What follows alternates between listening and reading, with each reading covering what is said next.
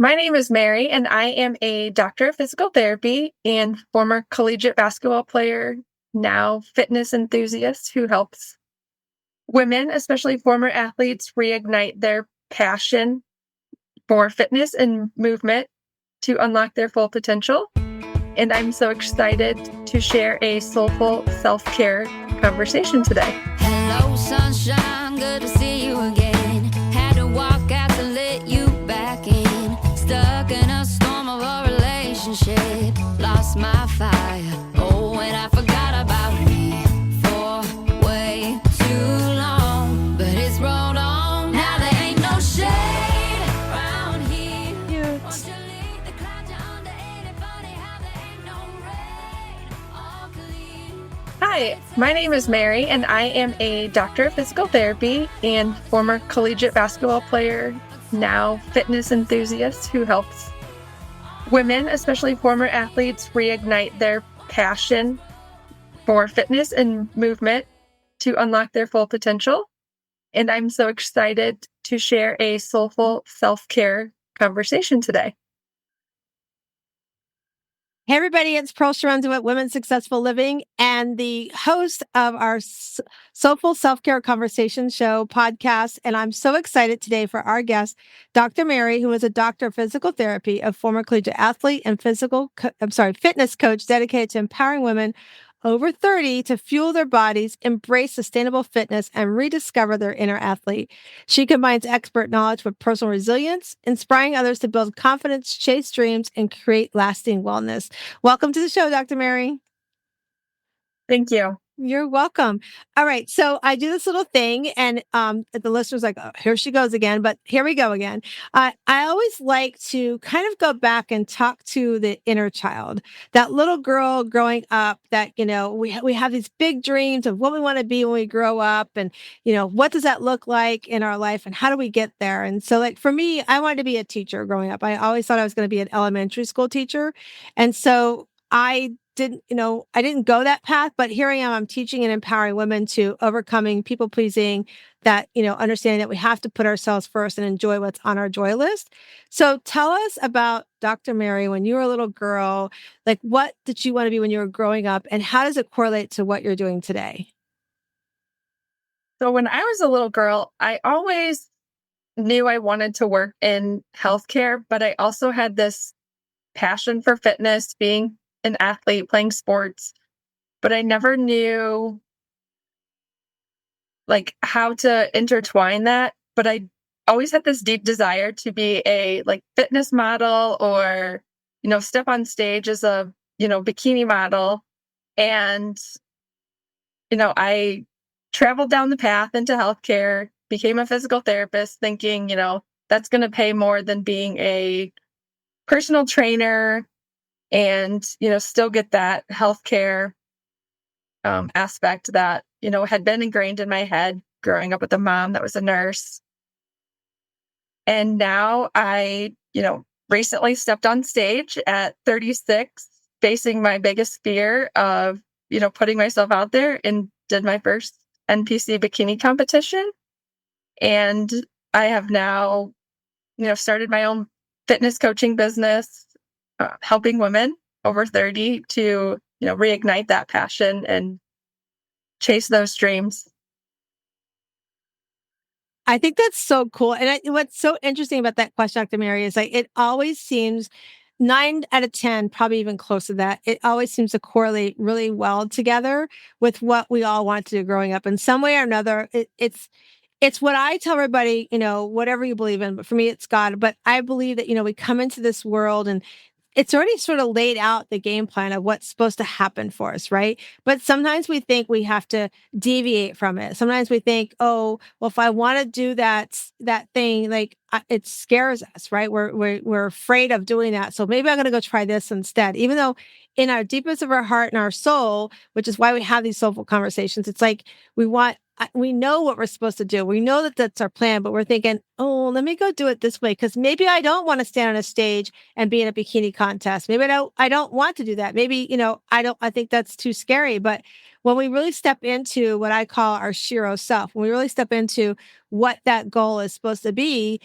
and we can overcome that fear, amazing things happen from that. We see some amazing stuff develop for, us personally. And if you have a business or you're an employee, or if you're what I call CEO mom running a household at home, things change in our lives when we really start stepping into what our path is supposed to be and not go off the course. How do you feel about that? I mean, I can completely agree with all of that because, I like growing up in a family that my mom was, you know, a very strong woman working full time as a nurse and, just always talking about healthcare. So I felt like, that was my calling was healthcare, going into physical therapy and, the dream of being a fitness coach, wellness coach, and doing, you know, what I truly desired since, as a young kid. Like it just didn't seem realistic because nobody around me was doing that. So I'm like, oh, like I'm not good enough for that. Like I don't know anybody's that's doing that. Um, so just like your environment around you kind of shapes. And then as we grow older and just start, experiencing things and chasing down different things, it's like, okay, I can keep going. Like I'm going to do this. And we do step into our power. Yeah, it's so true. It's like, and I like what you said about our environment. I always tell my clients when I'm coaching with my clients, especially when we're working on the Shiro method, I'm like, you are the five sum of the people you hang around with. Like, who's around you? Who's uplifting you to be the person you want to become or that you are, but who's holding you back from being that person, right? And so I talk about that often about how does that, how are they showing up in your life? And do you need to reevaluate who those five people are? Because it can stop you and inhibit you from doing these things you dream of doing. If you don't have the right people cheering you on, you may not go stand on a stage, and whether it's a bikini contest, whether it's speaking, whatever that is, you may not stand up and on a stage of what you want to be in your life, that life stage, because you're letting other people hold you back and you're letting your mindset hold you back, right? And so, one of the things we're talking about today is how to, confronting fears and stepping and embracing those new beginnings. What would you say was some of the things that helped you to embrace this beginning and let's just talk about, I mean, most women are scared to death. They look in the mirror and they're like, I don't want to look at my body. They have that mindset of that I'm not beautiful, and so maybe there's somebody that's listening going, I always wanted to do what Dr. Mary is saying she's doing, but I'm scared because I don't think I'm beautiful enough, right? What would you say to that person that's listening and encourage them to embrace that beginning? So, for me, it was I had to really acknowledge what was holding me back, not necessarily the people around me. It was alcohol that was holding me back because I was masking so many other things that had gotten in the way of my self worth. Going through a divorce, losing a parent, I, covered a lot of that with the alcohol. So I didn't really know what I really wanted to do with my life, just going through the motions, bringing home a paycheck as a physical therapist. And, you know, the more I started moving my body, I just started clearing out some of that stuff. And it allowed me to, start chasing smaller things. And, every day that you build these habits of like moving your body or, eating, you know, the proper food and, working on that mindset of knowing like I'm no different than anybody else. So if I want something, I can go get it. It may take me longer. It may take somebody else half the time. It's just, you have to just start and see where it leads. And the more build the habits, you, just become unstoppable. And that's a lot like when I coach in our Shiro area, that's one of the areas that we talk about often is like, where do we need to start? And I always tell my clients when they start working with me, I'm like, listen, The first 6 weeks are gonna be scary because we're gonna really talk about what's holding you back, what brings you joy, what's your not to-do list, and we're gonna really, like, dig deep into that, but if you just hold on, we're gonna switch the mindset up, we're gonna help you, like, overcome that fear of what's holding you back. You're not gonna completely be out of the fear, it's gonna take us some time, but, our Shiro method that we teach on is about how to recognize, like, what do I want in my life? What is that joy? And when we think about what brings us joy, what are we doing that's stopping us from from stepping into that joy? And like you said, you are masking, you are using things to mask it because, we're going to go through some stuff in our life that's going to be hard. Like you said, losing a parent, I'm so sorry about that. I mean, I know, I haven't lost a parent, but losing our son 2 years ago, I started making unhealthy choices. And for me, it was stepping back into old eating habits. I'd got myself so far for those and I'd stepped back in these old eating habits and I watched myself start to balloon. I'm like, I need to make a change. I need to take that back. I need to take that control back of that. But, those are things that will happen to us because we want to mask the feeling. We don't want to address that feeling that's coming up. And so that's something I love to work with my clients on and be like, okay, let's talk about what brings you joy. And let's just take one thing on that list. And for the next 30 days, like work on that joy, like work on being that joyful person in that area of your life. And so and it's hard. It's hard work because we get scared to do it because, life changes. Something's happened. It's drastic changing, like what we're talking about. And it scares us to be like, we could be fearful of the joy.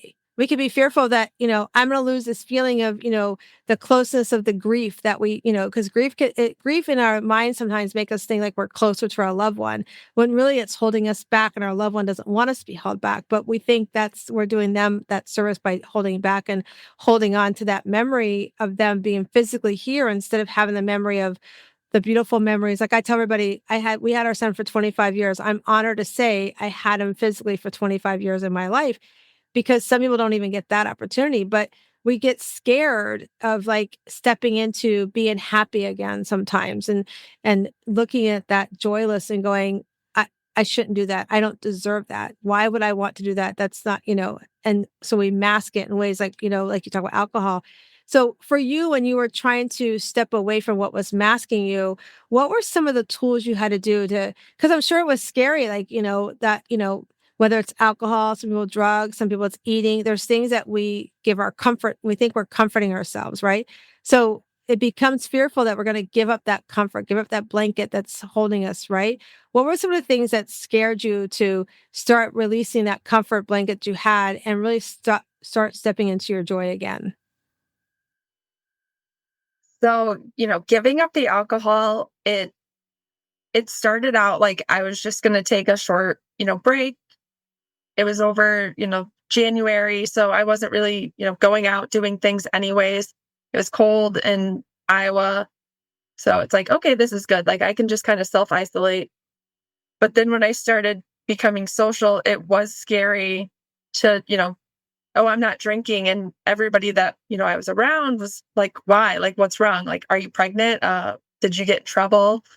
And so having to face all of that and simply just say, I don't want to, or I'm going to get up early tomorrow and work out. So I don't want to feel like crap when I do that. And, getting all of this feedback like, oh, like that's stupid, or think, all of that projection of other people.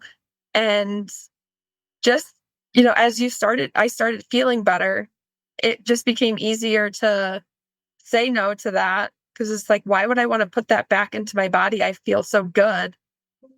And, touching on the grief, like letting go of it was like, I think 10 years, over 10 years since my dad had passed when I quit drinking.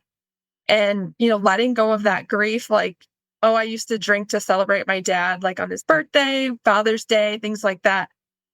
And it's like, oh, I'm not going to be honoring my dad anymore by drinking his favorite drinks. And I'm like, you know what? I can just let that go. Like, I'm honoring him by doing something that I truly enjoy doing. And, exercising and fitness and challenging myself brought me joy. It's always brought me joy. So, reincorporating that and just feeling good and joyful, you just start chasing that and knowing that it's okay.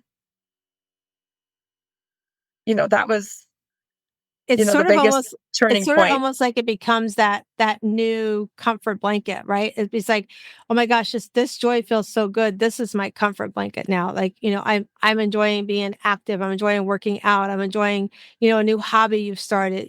Those are things that we can work on to be happy with and to have have a new comfort blanket. And it's funny you were saying about how you honor your dad. I remember like when my son's first birthday came up after he passed, because he passed 2 weeks after his birthday.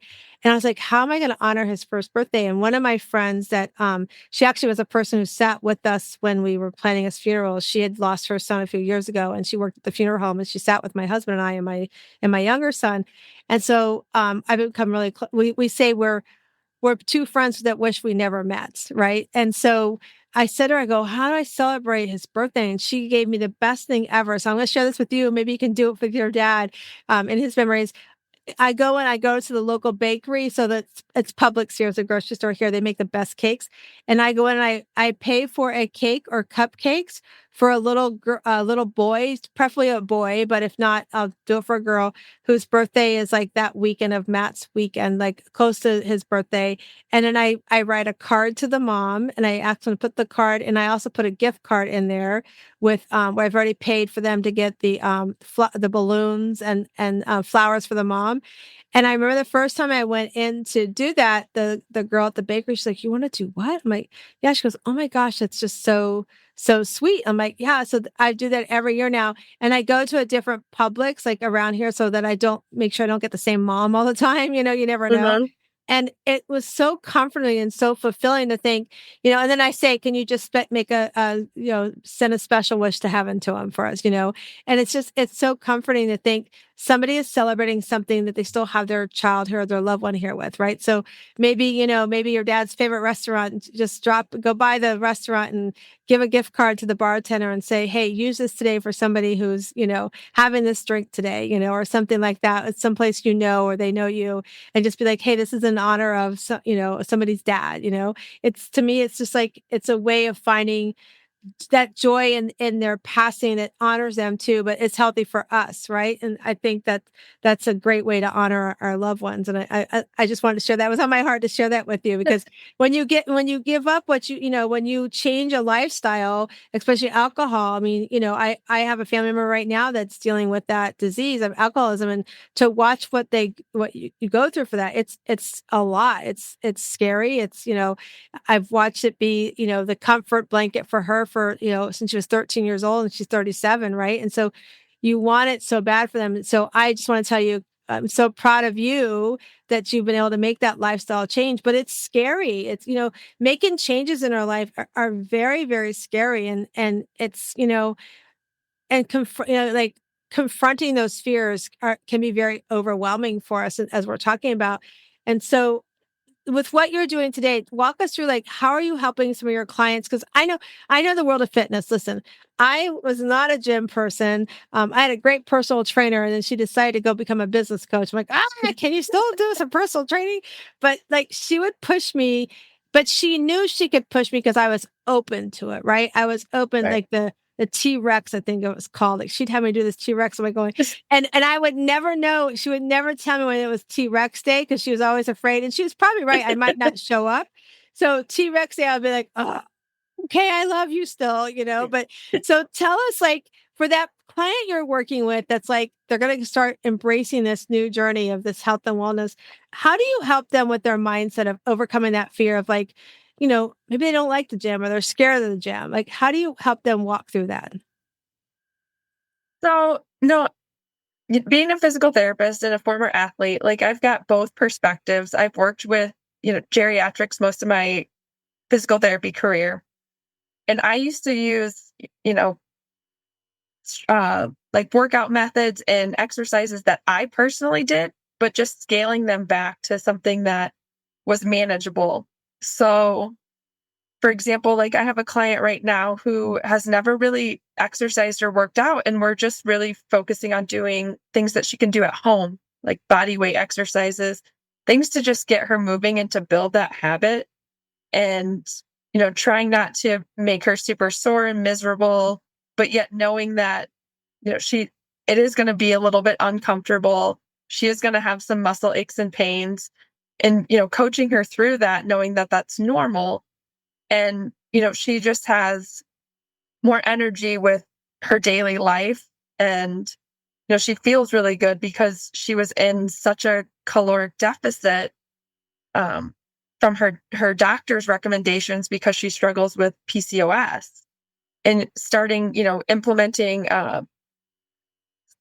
more balanced nutrition program for her, and just slowly adding things in. And she, messaged me the other day, like, I love food. Like, I'm so excited that I can actually eat things, and, in moderation, and knowing, she knows she had a, massive sweet addiction, and that's how she comforted herself from, previous things that occurred in her life. So she knows that. And so she's knows that she can't go back to that habit, but giving her that confidence that it's okay to eat because we're moving more. You need to have that fuel. And, just giving her, constant encouragement, and reassuring her that, all of these things are normal. And she's super, excited to do this, the exercises just 3 times a week. Like, we're not going to just start you going from nothing to 7 days a week, because you're already having back pain, and, you're starting something new. So, just creating a foundation of small habits, and, you know, she's thriving, and it makes me happy to see other women, be able to feel good, because I just want to project out, like, all of the good feeling that I've had over the last 3 years of, giving up alcohol, and just facing fears based on, building small habits.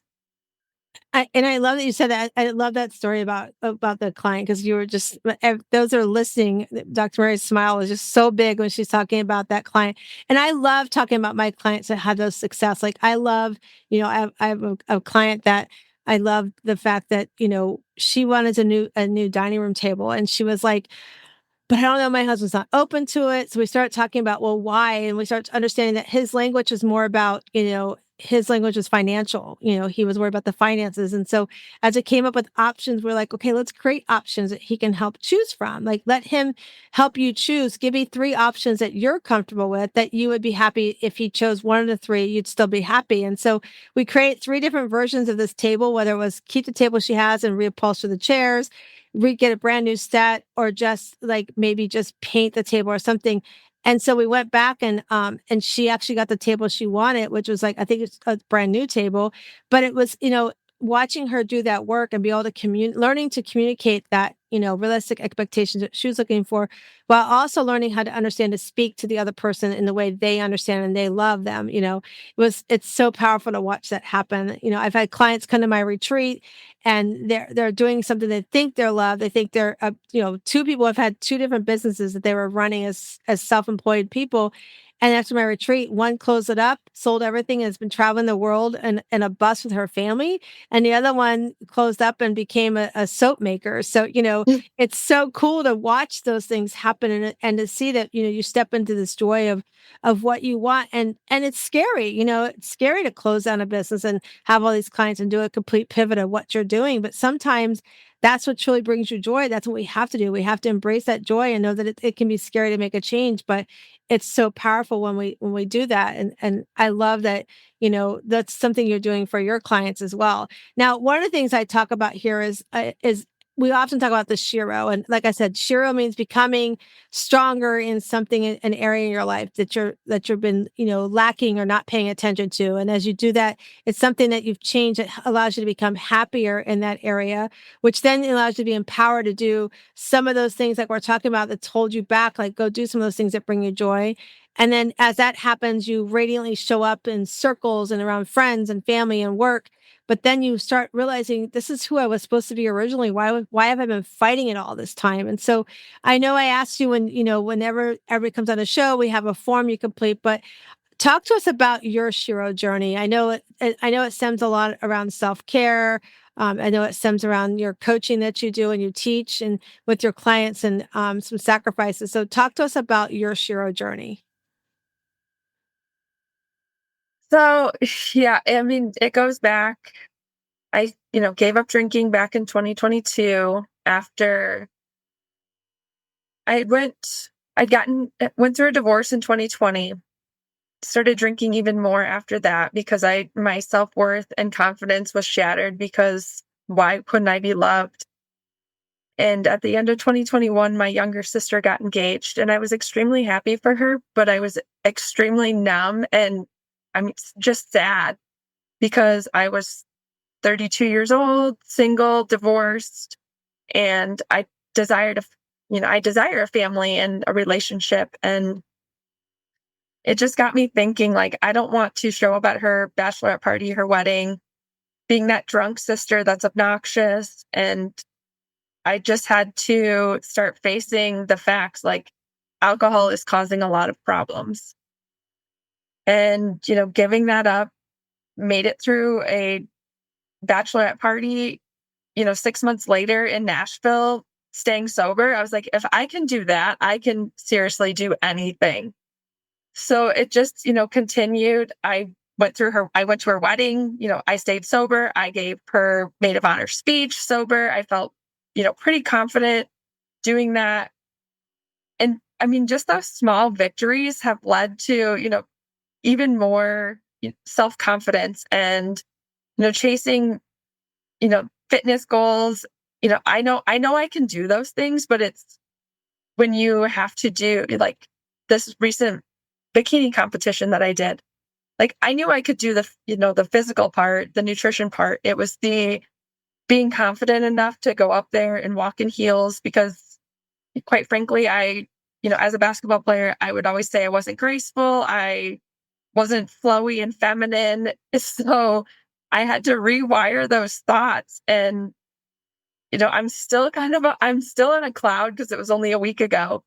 And it's just like, I freaking did that. Like, I'm my own hero. Like, I just stepped into something that was so scary. I didn't know what it would feel like. And having a coach guide me and give me direction was, I mean, so invaluable. Like, because you don't know what it's going to feel like. So you can only kind of imagine, but hearing it from, getting encouragement from somebody else and leading you. So, just, yeah, it's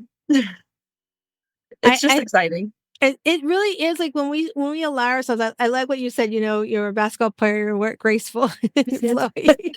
Yeah, definitely had And to rewire that, retrain my brain. Like I told myself at the beginning of, training for that, like I cannot tell myself I'm not graceful. Like I had yeah, to just cut that out and say, I'm graceful, I'm flowing, I'm elegant, I'm feminine. Like I just had to constantly reassure myself. And I mean, yeah, I still had doubts at times, but I was like, nope, I'm not going to let myself go back into, I'm clunky, I'm a basketball player, I'm a jock. Like, no, can't do but that. that's so powerful because like we do our mind is our best friend, but it can also be our worst enemy, right? Which I talk about that often, especially when I'm coaching my clients in our Shiro program, that we become our worst enemy because we want to believe those thoughts, and what you did is exactly what I coach my clients on is to like, you got to change the thought. So when it comes up, you got to, stop gap. And I call it, I call mine Betsy. And I have an Aunt Betsy. She's amazing.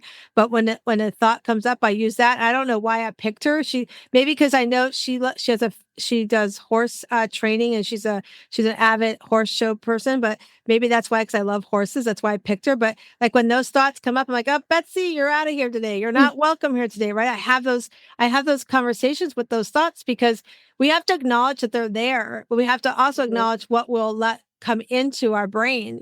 We have control over that. We have the intelligence to be able to stop those negative thoughts from coming in. And so when we can do that, it changes what our success rate can be. It changes the things that we do and we accomplish. And like we're talking about becoming that Shiro self. And so to change those thoughts, it's really important. I like that you said too, you had a coach because oftentimes we do think we can do this alone. We think I can go work out by myself. I can train myself to have different thoughts, but oftentimes we don't have the right tools in our toolbox to do that. So sometimes people think, A, I don't need a coach, they're going to judge me. I don't need a coach because I can't afford it. I don't need a coach because, what do they know? And the thing is like, the other part is like, I've had somebody say, well, you're not a doctor. I don't proclaim to be a doctor, but I can tell you, I have many doctors and therapists that refer their clients to me because they only get 15 minutes time with that patient. And they know that what I can bring and help along with what they're doing with their doctor or therapist can be a powerful thing. And it's like having a great tool in that toolbox. And so,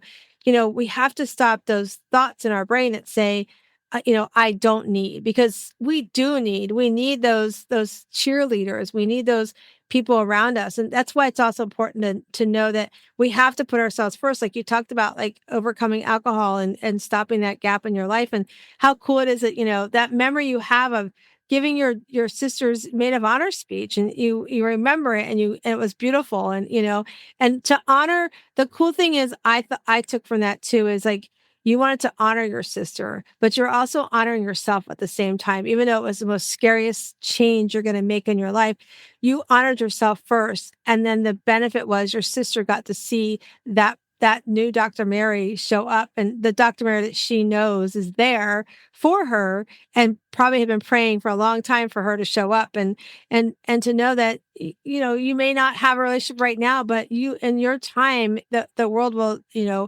turn into bring that right person. Oftentimes we think, I mean, I remember growing up thinking, oh, my grandmother and my mom, they got married and had the vision of the white picket fence, right? But Right. I saw, my granny, I never knew my grandfather. He passed when I was little, but I saw my granny work so hard for her family. I saw my mom having to balance, that family and working and everything around while my dad was away at Vietnam War.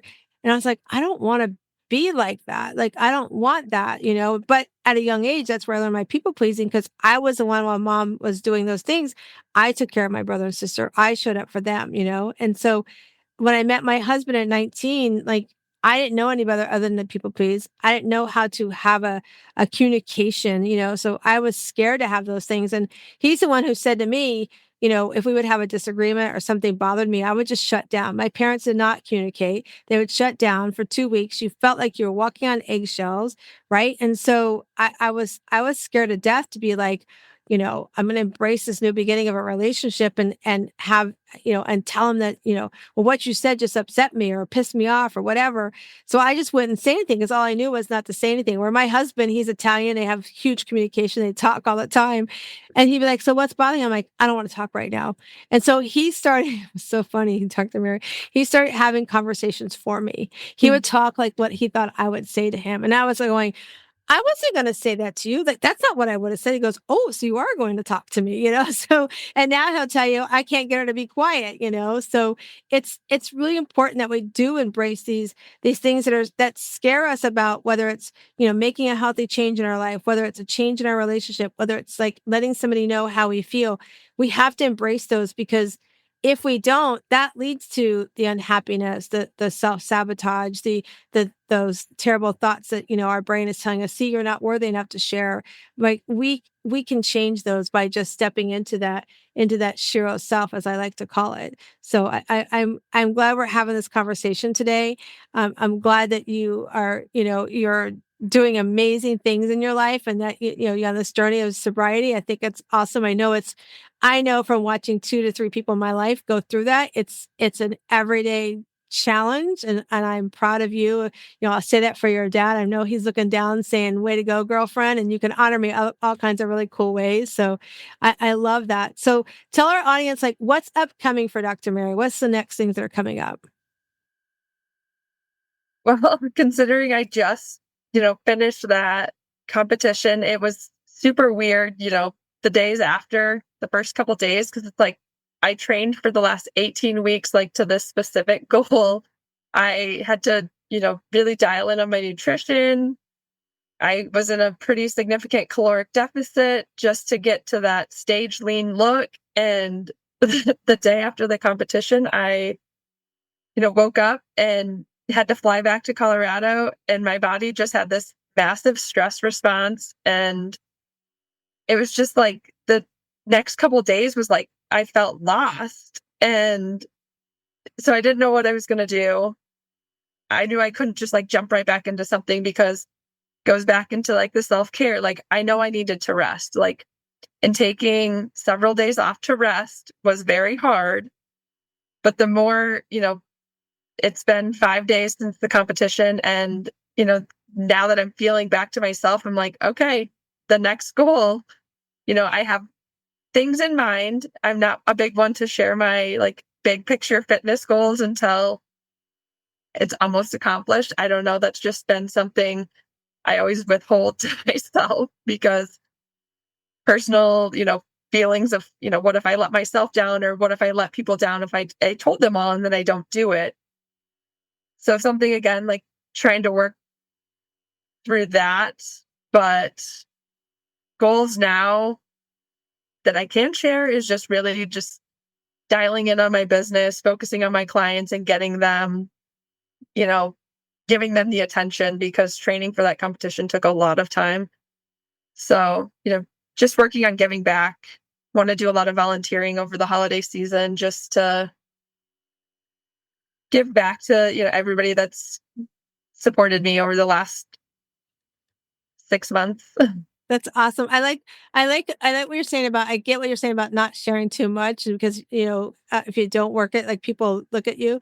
I think for me, that makes you human. Like if you share it, like I'm not telling you to share it here, but if you share it and for some reason you don't achieve what it is, the full amount, you're going to achieve some of it. And it just shows the human side of us to say, yeah, I said I wanted to lose 100 pounds. I lost 40 pounds. You still did something, right? We have to Right. remember that. So I'm just going to give you a coaching moment there to say, don't worry because you're human.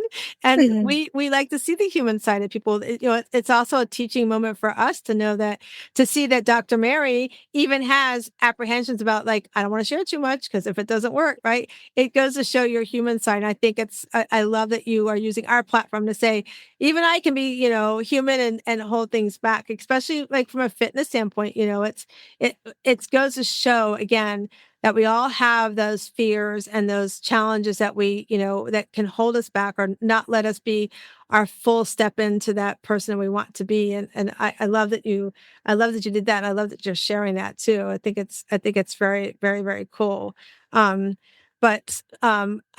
just wanted to, thank you so much for coming on the show and um and tell you that I'm so proud of what you did and what you've accomplished. And before we go, I want to just ask you to let us shuffle oh wait, before we go, tell me how they can find you, Dr. Mary. So you can find me on Instagram at Empowered Without Limit. And I also have a website. It's www.themaryburmeister.com/ageless athlete. And you can learn more about me there and get some insights on my recent journey to the stage and how I overcame a lot of the mindset hack or, mindset. And yeah. Yay. And we'll put that on the show notes. Okay. So tell me when to stop shuffling so we can read your card. So here we go. All right. Yours says, how do I deal with adversity? How do you deal with adversity? Oh, that's now, I literally just lean into it. There's been a lot of discomfort in the last year, just, starting a business, taking on different fitness challenges.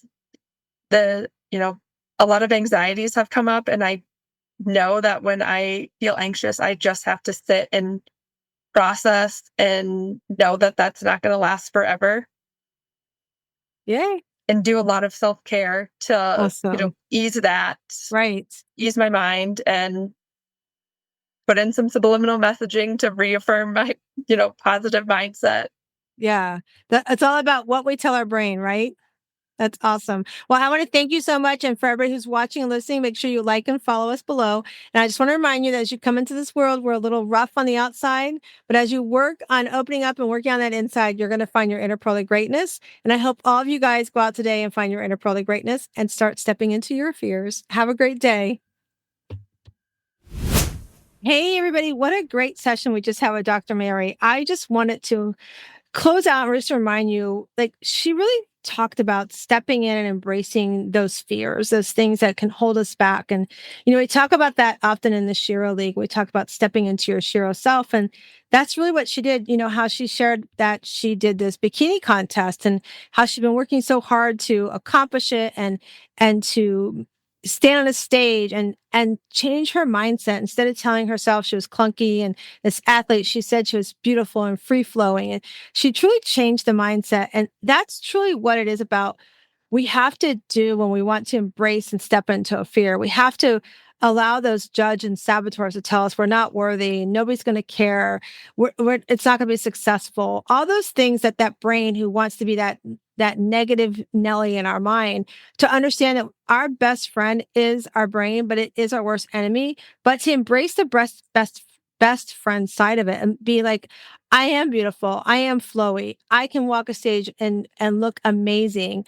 And so in your life today, like, what is holding you back? Like, what fear is not allowing you to step into that person who is stronger, can be happier, empowered, radiant, and original self in your area of your life, whether it's, your health and wellness, whether it's becoming better financially stable, whether it's stepping in and starting a new business or becoming an even better leader at your job. Whatever that is that's holding you back, I would love to help you change that mindset, help you embrace your own personal Shira within. And so if it's something that we talked about and resonated with you on today's episode, and you want to learn more and maybe have a mini coaching session on that and be like, hey, Pearl, I would love to talk with you about that.